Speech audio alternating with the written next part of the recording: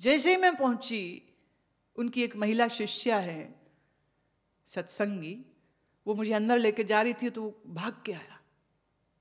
आते ही उसने, जैसे ही मैं बैठी तो अपना सिर मेरे साथ लगाना शुरू कर दिया।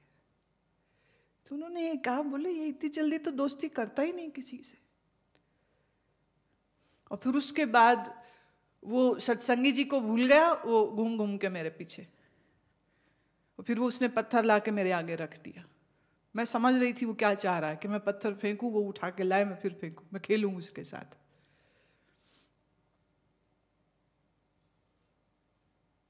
बड़े मजे से बैठ गए। अब शरीर कुत्ते का है, लेकिन इसके भीतर जो जीव है साधारण नहीं है। वो इस कुत्ते की अपेक्षा में इंसान निकृष्ट लगेंगे। क्यों? जैसे ही समय मेरे बहुत बहुत आदर, बहुत प्रेम उन्होंने हमसे किया, तो शाम को उन्होंने मेरे लिए एक विशेष आयोजन कर रखा था, मंत्र पाठ और कीर्तन और वो सब, और ऐसे आसन लगे थे। हम बैठे, जैसे ही हमें हॉल में ले जाने का वक्त आया, अंदर बच्चे थे वहाँ उस एरिया के बच्चे, बहुत शोर, अब बच्चे हैं वो तो शोर करेंगे ही।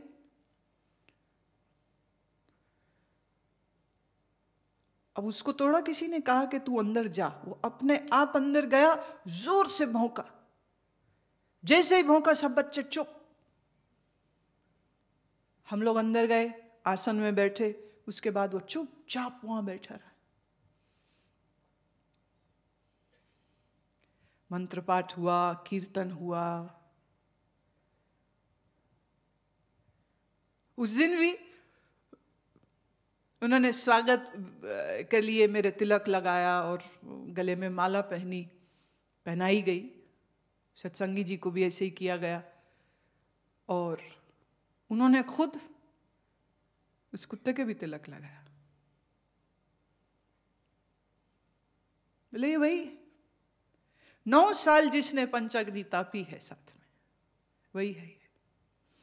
शांत भाव में उतने देर वो बैठा रहा। शांत होके बैठना मनुष्यों को नहीं आता है। इस कुत्ते को पता है कि अब कीर्तन शुरू, तो आने से पूर्व जैसे कोई इंसान सेवादार हो ना, वो जाके कहे सब चुप करिए, गुरुजी आ गए, चुप करिए, चुप करके बैठिए। पूरी ड्यूटी उसने उस तरह दी। और उसके बाद से पूरे समय 1.5-2 घंटे वो सारा कार्यक्रम चला। उस सारे कार्यक्रम में वो 1.5-2 घंटे आराम से बैठा। जैसे ही चलने का वक्त हुआ, वैसे ही चुपचाप संग चल पड़ा वो। इसलिए मनुष्य का देह है और तुम श्रेष्ठ हो, चूंकि मनुष्य का देह है, ऐसी भ्रांति मत पालना। रामायण में जिक्र है कागभुषुंडी का, कौवा है ज्ञानी। शंकर जी का बैल जिसपे वो सवारी करते हैं, ज्ञानी है, ज्ञानी है। कोई कहे दे फिर बैल की क्यों? अरे बेवकूफ, किसने कहा मनुष्य की देह ज्यादा श्रेष्ठ होती? मनुष्यों ने कहा, बैलों ने कभी कहा है कि मनुष्य श्रेष्ठ होते? मनुष्य ने ग्रंथ लिखे तो उसने कह दिया कि मनुष्य देह सबसे श्रेष्ठ है, बाकी सब जोनियां तो नीचे है। किसने लिखे ग्रंथ? मनुष्यों ने। तो अपनी गुण गाथा नहीं गाएंगे तो क्या वो दूसरों की गाएंगे? अब मान लीजिए कुत्ते अपने ग्रंथ लिखे, तो वो उसमें क्या लिखेंगे? कुत्ते सबसे श्रेष्ठ है। भैरव जी का वाहन कुत्ता है। सरस्वती का वाहन हंस है। लक्ष्मी का वाहन उल्लू है। माइथोलॉजी में यही आता है ना सब। किसने कहा उल्लू अशुभ होता है? उल्लुओं ने कहा है, मनुष्य उल्लुओं ने कहा है कि उल्लू अशुभ होता है। उल्लू तो इतना बढ़िया योगी है, रात भर जगता है और त्राटक करता है। कभी आपने देखी उल्लू की इतनी मोटी आंख और ऐसा पियर्सिंग त्राटक है उसकी। एक बार यही आश्रम में एक घायल उल्लू मिला। तो ऐसे पकड़ के उसको देखा, पर क्या आंखें उसकी, क्या चौंधियाती हुई आंखें हैं उसकी। किसने कहा कि उल्लू के शरीर में, बैल के शरीर में, कुत्ते के शरीर में ज्ञानी नहीं हो सकता? इस भूल में मत रहिएगा।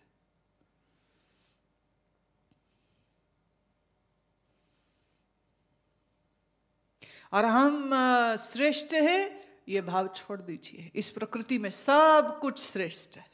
एक चींटी भी श्रेष्ठ है, एक हाथी भी श्रेष्ठ है, गाय भी श्रेष्ठ है, बैल भी श्रेष्ठ है। और हमारे पुराने महात्मा तो ऐसा बोलते थे। जैसे एक बार मुझे याद है, हम 2-3 संत बैठे हुए थे, इतने में एक कुत्ता, आवारा कुत्ता ऐसे ही भागते भागते आ गया। तो वो कहते, आओ भगवान। मेरी पीठ थी, रायकुंड सी के कौन आया, इतना आवाज सुनाई पड़ी कि आओ भगवान। मैं पता नहीं कौन आया, मैं अच्छा ऐसे हो गई। तो कुत्ता था, उसकी शक्ल से पता लग रहा था कि वो किसी के घर का पालतू नहीं है। आओ भगवान, बैठो, कुछ खाओगे? वो उससे ऐसे बातचीत कर रहे जैसे तुम अपने घर आए किसी इंसान से बात करो। दूध पिलाया, रोटी खिलाई, खा पी के गया। वो जा रहा था, वो पूंछ हिलाते हुए खुश, कहते आते रहना।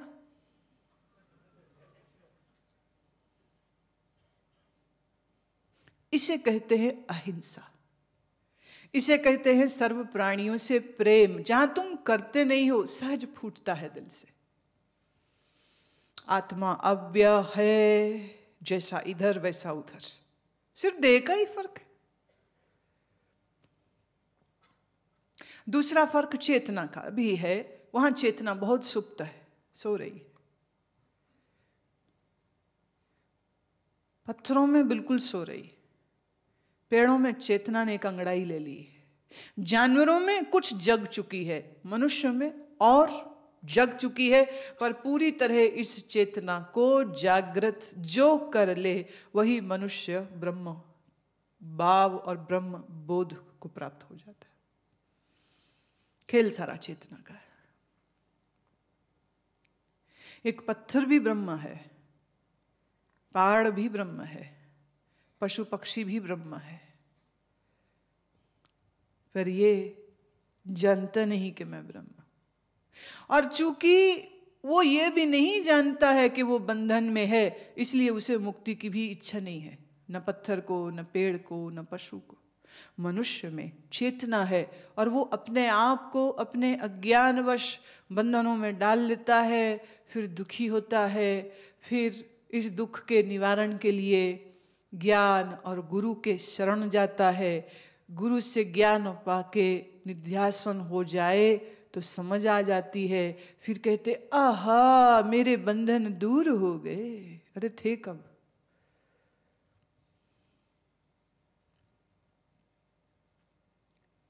गुरु भगवान मिलाता है? नहीं। गुरु तुम्हें बस इतना ही बताता है कि तू ही भगवान है, और अगर तुझे ये नहीं दिखता है तो ये तेरी खोपड़ी का कसूर है। और तुम्हारी खोपड़ी के संतुलन को लाने के लिए ये सत्संग और ध्यान और योग और ज्ञान की कक्षाएं चलती रहती कि कभी तो इसको याद आ जाए ये है कौन। देह नहीं, देह नहीं, मन नहीं, बुद्धि नहीं।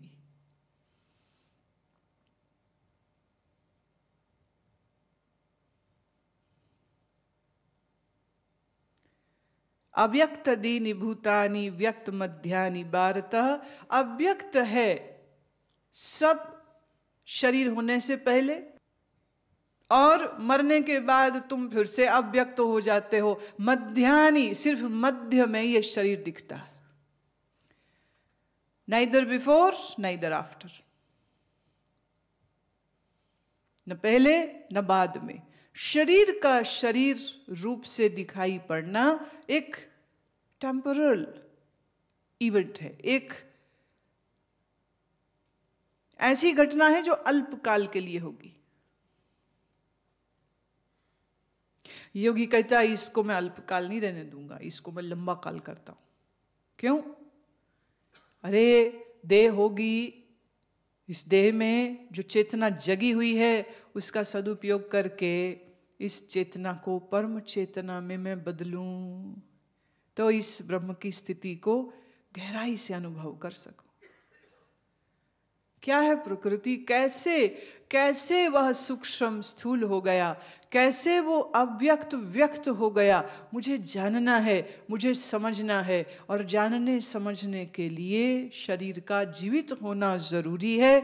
तो शरीर के जीवन काल को लंबाई देने के लिए योगी आसन, प्राणायाम, नियम, यम का पालन करता है, ताकि जितना ये काल दीर्घ होता चला जाए, लंबा होता जाए जीने का, उतनी ही इन रहस्यों को समझने की पॉसिबिलिटी बढ़ जाएगी। और जिसने ये रहस्य पूरी तरह जान लिए, वह फिर जीव नहीं, वह फिर ईश्वरी हो जाता है। जीव ईश्वर अलग है। ईश्वर की उपाधि माया है, जीव की उपाधि अविद्या है। ईश्वर एक है, जीवन एक है। ईश्वर सर्वसमर्थ है, जीव शक्तिहीन है। यह जीव ईश्वर का भेद है। पर जिस जीव ने अपने होने, प्रकृति के होने और ईश्वर के होने को समझ लिया, जिसने यह जान लिया कि किस प्रक्रिया से मैं जो शुद्ध ब्रह्म हूं, मैं जो अव्यय, अछेद्य, अक्लेश्य हूं, कैसे इस देह में आ गया। ये देह मैं हूं, ये मैंने कैसे, किस भूल, किस अविद्या, किस अज्ञान से जान लिया।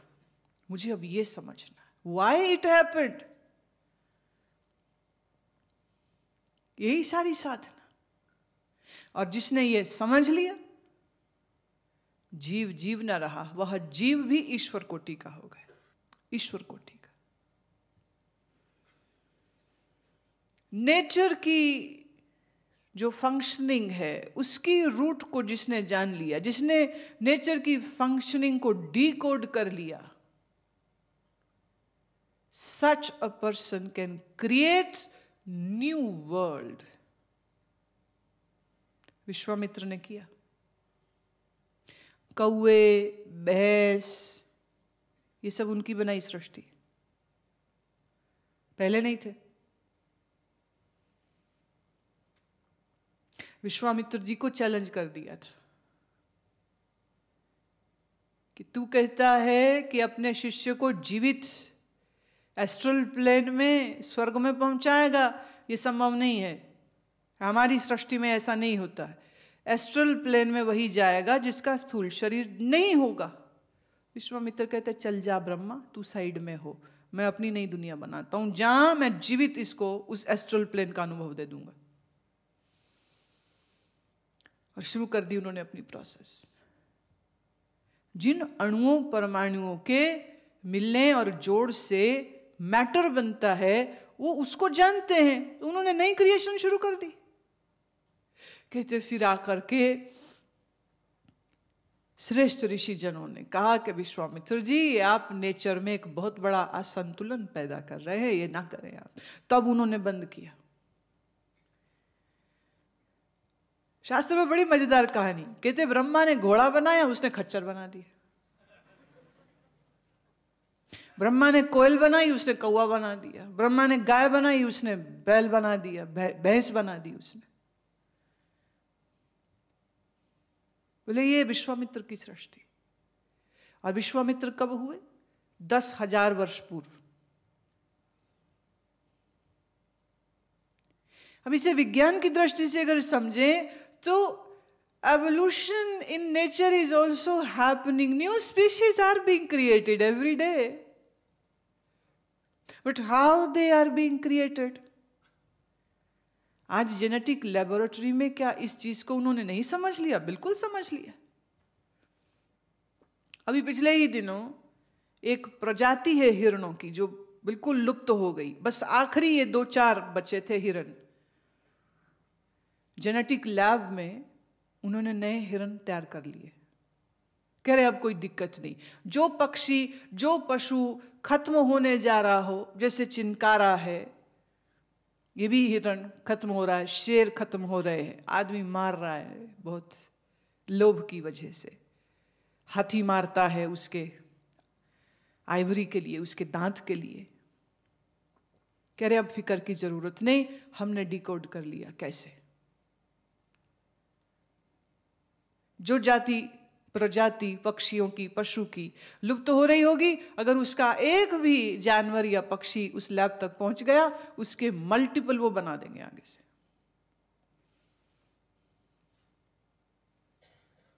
विज्ञान रोज पर रोज जो प्रगति करता जा रहा है, एक तरह से वो प्रकृति को डिकोड कर रहा है। अब जिस दिमाग से ये डिकोडिंग हो रही है, अगर वो दिमाग तामसिक है तो वो इस ज्ञान का जो उपयोग है वो तामसिक ढंग से कर सकता है।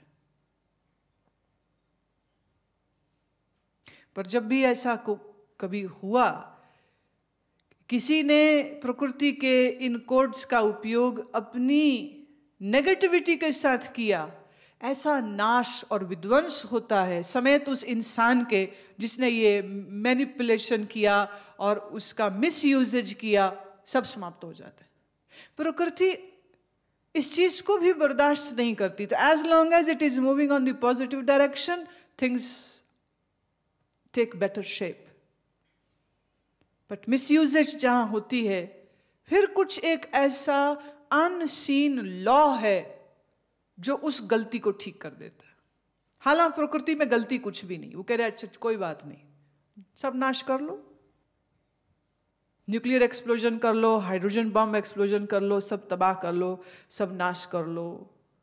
तुम अगर ऐसा सोचते हो कि तुम नाश कर सकते हो तो कर लो, प्रकृति को क्या फर्क, वो फिर नई रचना हो जाएगी। That is the continuous process which is happening. कुछ नष्ट नहीं होता, कुछ नष्ट किया नहीं जा सकता। पदार्थ में भी रूप बदलते हैं, फॉर्म बदलते हैं, एक के बाद एक के बाद एक के बाद एक। हमारे योगियों ने शरीर को की फंक्शनिंग को, जीन्स को डिकोड किया और समझा, ऐसे ही प्रकृति को भी समझा। पर ज्ञानी कहता है प्रकृति के फंक्शनिंग को मैं समझूं।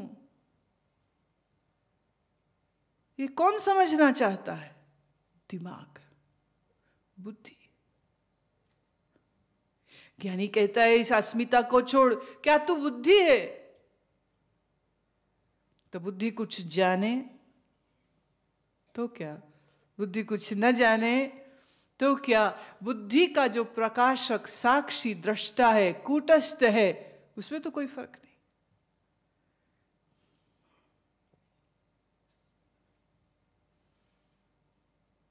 कोई फर्क नहीं।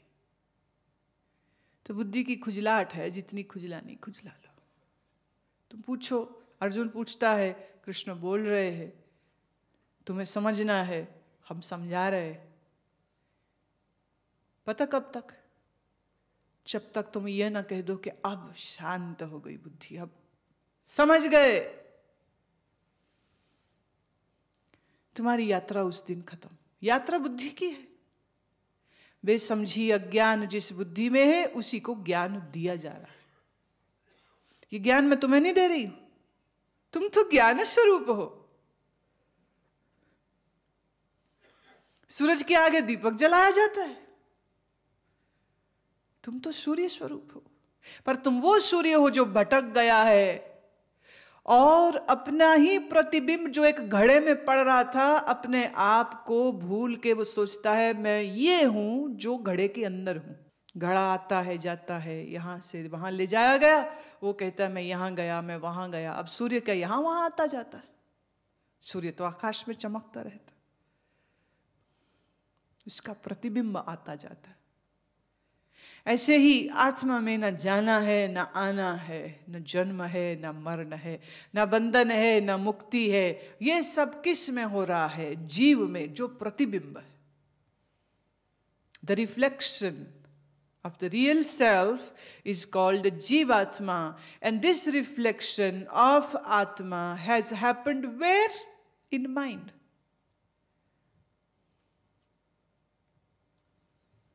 मैं पैदा हुआ हूं, मैं मर जाऊंगा, ये झूठ है. मैं आया हूं, मैं जाऊंगा, ये भी झूठ है. देखो, यह बॉक्स जो मेरे हाथ में है, इसको मैंने यहां राइट हैंड से लेफ्ट हैंड में पहुंचाया, लेफ्ट हैंड से वापस राइट में पहुंचाया, तो हाथ हिल रहे हैं और इस बॉक्स की पोजीशन भी हिल रही, moving from here to here. परंतु जिस स्पेस में ये मूवमेंट हो रही है, क्या वो स्पेस भी हिल रहा है यहां से वहां? अच्छा, ये स्पेस में हम कह रहे हैं यहां वहां, यहां वहां, यहां वहां, यहां वहां, यहां ये सच है, वहां कि ये सच.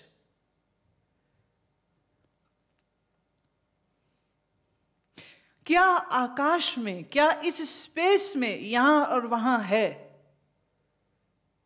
हम डिफाइन कर रहे हैं उसको.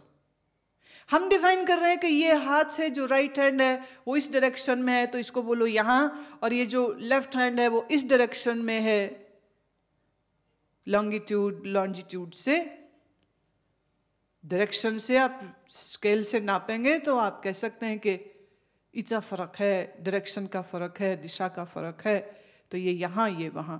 अच्छा, अगर मैं देखो यहां वहां, हाँ, यहां वहां, अब मैं इसको कहूं वहां और इसको कहूं यहां, क्या फर्क पड़ेगा?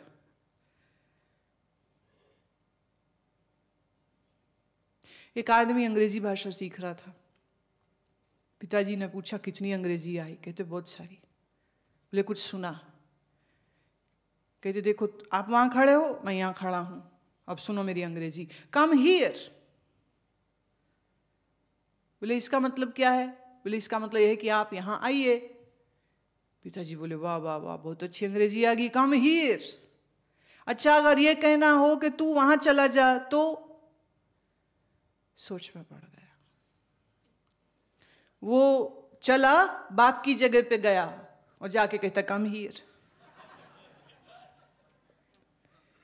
हियर अभी भी वही है, उसने अपनी जगह बदल ली. गो देयर आया नहीं तो अपनी जगह बदल ली, बोले कम हियर. और मैं यहां खड़े होकर बोलूं कम हियर, और तुम्हें मुझे वहां भेजना हो तो मैं खुद वहां चला जाऊंगा, फिर कहूं come here. Question is what is here?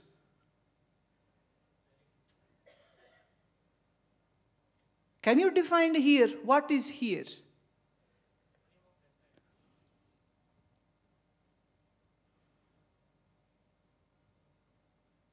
In context to other thing. But as such in space there is neither here nor there. वस्तु है, हम इसको कह सकते हैं ये यहां है, अब ये यहां है, अब यहां नहीं है. पर क्या हम स्पेस को भी कह सकते हैं यहां है और यहां नहीं है?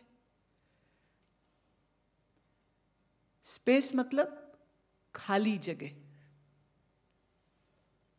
The room in which the movement is happening, that room is filled with space, and space is here also and there also and everywhere. ये बॉक्स हो गया तुम्हारे शरीर जैसा, मन जैसा. शरीर और मन यहां से वहां, वहां से यहां, यहां से वहां, वहां से यहां, पर ये सारी मूवमेंट जिसमें होती है वही है आत्मा.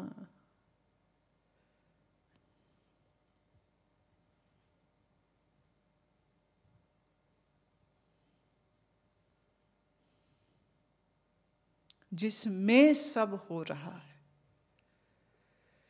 सब जिसमें हो रहा है. इस बॉक्स को हम तोड़ दें तो क्या आकाश भी टूट जाएगा? जिस स्पेस में ये बॉक्स है बॉक्स के टूटने से क्या वो आकाश टूट जाएगा? नहीं। ऐसे ही तुम्हारे शरीर के टूट जाने पर भी तुम नहीं टूटते हो। मैं इसलिए नहीं कहे, देखो मैंने अभी कहा तुम नहीं टूटते हो, क्योंकि जब मैं बोलती हूँ ना आत्मा नहीं टूटती है, तो मैं एक पत्र भी देख रही थी, एक देवी जी ने यह लिखा है, हमारी जो आत्मा है, हमारी जो आत्मा है वो अछेद्य है। हमारी मतलब हम अलग हैं और हमारी आत्मा अलग है। हे भगवान, पहले तुमने भगवान को अपने से अलग बनाया, अब तुम अपने आप को ही अपने से अलग देख रहे हो। ये ज्ञानी हो रहे हो कि और ज्यादा अज्ञानी? हमारे अंदर जो आत्मा है वो अमर है। तो तुम क्या हो जी? हम मरने वाले। क्या वो समझा गीता को?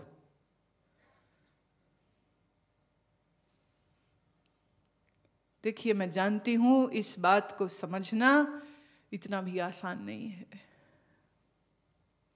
पर कोशिश करिए।